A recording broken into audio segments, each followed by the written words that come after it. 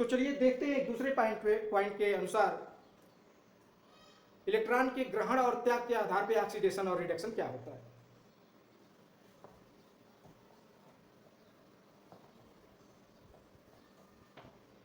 तो इलेक्ट्रॉनों के ग्रहण और त्याग के आधार पर ऑक्सीडेशन और रिडक्शन में जब कोई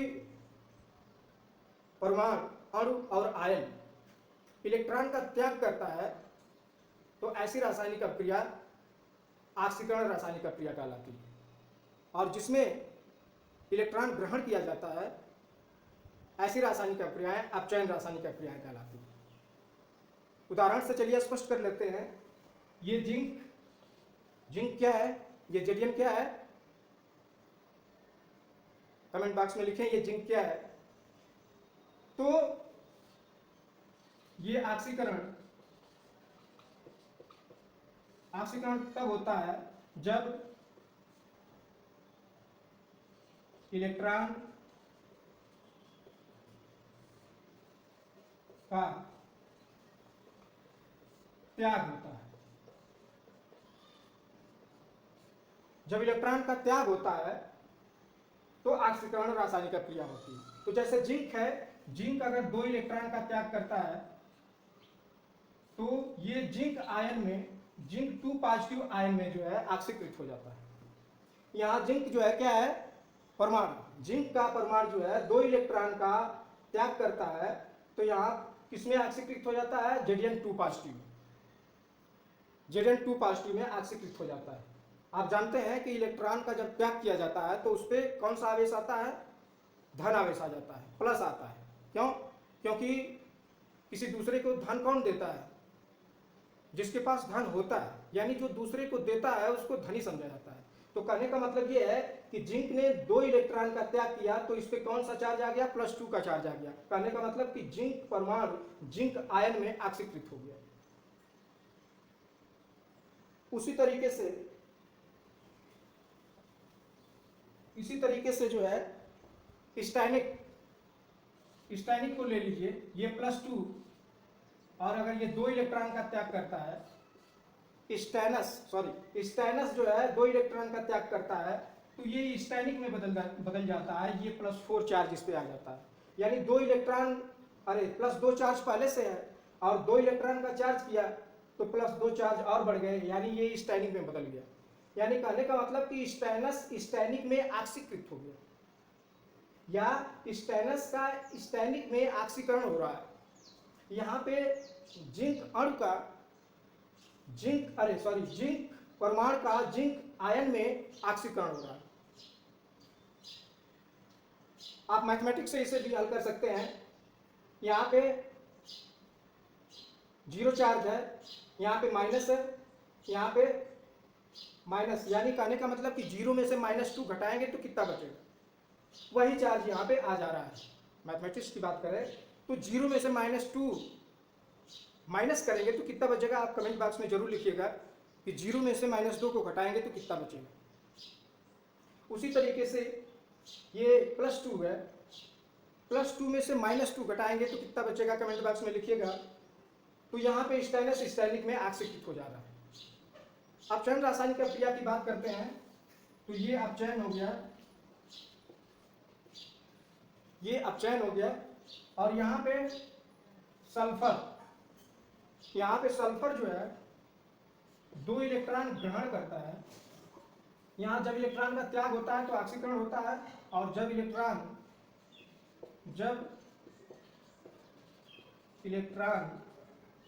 ग्रहण किए जाते हैं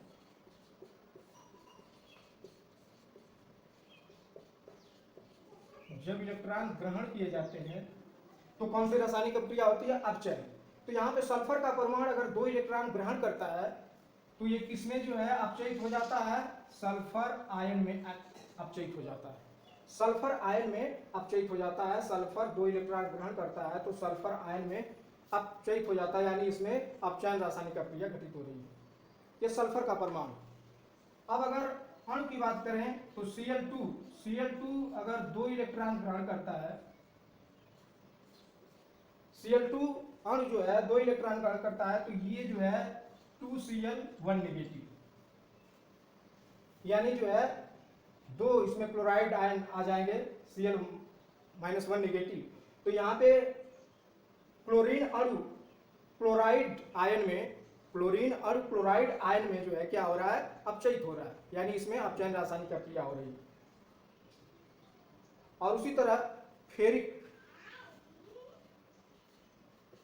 ये फेरिक अगर एक इलेक्ट्रॉन ग्रहण करता है, ये फेरिक अगर एक इलेक्ट्रॉन ग्रहण करता है तो किसमें अपचयित हो जाएगा, फेरस में अपचयित हो जाएगा। ये हो जाएगा +2, ये +2 फेरस है, यानी फेरिक एक इलेक्ट्रॉन ग्रहण करके फेरस में अपचयित हो जा रहा है।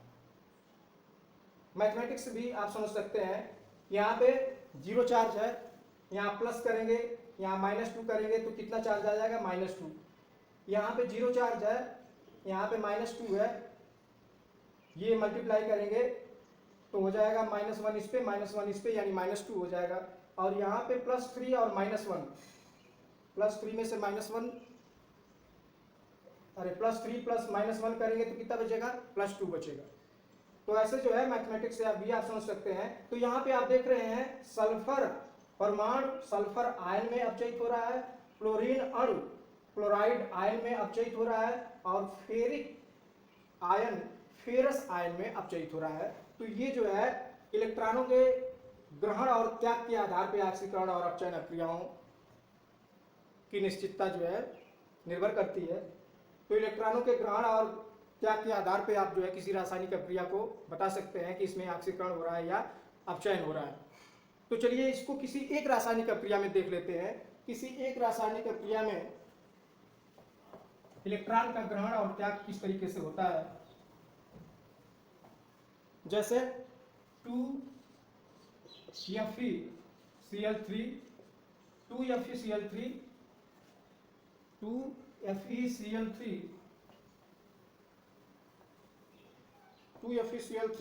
और SnCl2,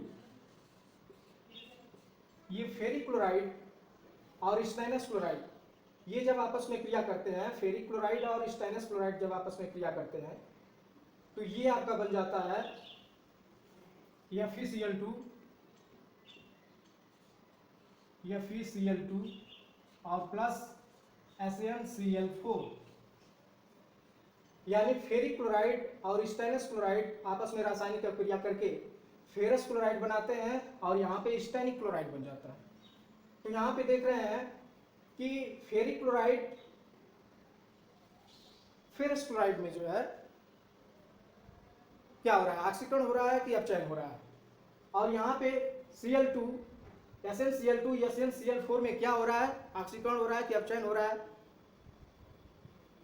तो यहाँ पे आपका क्या हो रहा है, इलेक्ट्रॉन का त्याग हो रहा है। Cl2 Cl4 में जो है ऑक्सीकृत हो रहा है, SnCl2 SnCl4 में ऑक्सीकृत हो रहा है, यानी ये आपका क्या है, ऑक्सीकरण। और ये फेरिक क्लोराइड फेरस क्लोराइड में क्या हो रहा है, अपचयित हो रहा है, यानी ये अपचयन रासायनिक प्रक्रिया है। तो ये किसी एक रासायनिक प्रक्रिया में, उसमें हमने आपको बताया था एक अणु एक परमाणु एक आयन जो है इलेक्ट्रॉन ग्रहण करते हैं और त्याग करते हैं तो कौन सी रासायनिक प्रक्रिया होती है, अलग अलग बताया था। ये किसी एक रासायनिक प्रक्रिया में FeCl3 और SnCl2 आपस में रासायनिक प्रक्रिया करते हैं तो यहाँ पे SnCl2 SnCl4 में ऑक्सीकृत हो रहा है, यानी ये ऑक्सीकरण रासायनिक प्रक्रिया है। और ये FeCl3 यानी फेरिक क्लोराइड फेरस क्लोराइड में अपचयित हो रहा है, यानी ये जो है अपचयन रासायनिक प्रक्रिया है। तो okay friends, okay guys, okay my dear students, ये आशा करते हैं कि आप ऑक्सीकरण और अपचयन रासायनिक प्रक्रिया आपके दिमाग में स्पष्ट हो गया होगा। और जैसा भी हो आप कमेंट बॉक्स में अपना कमेंट जरूर करें।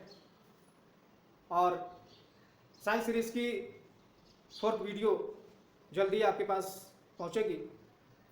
तब तक के लिए नमस्कार, जय हिंद, okay, thanks to all of you.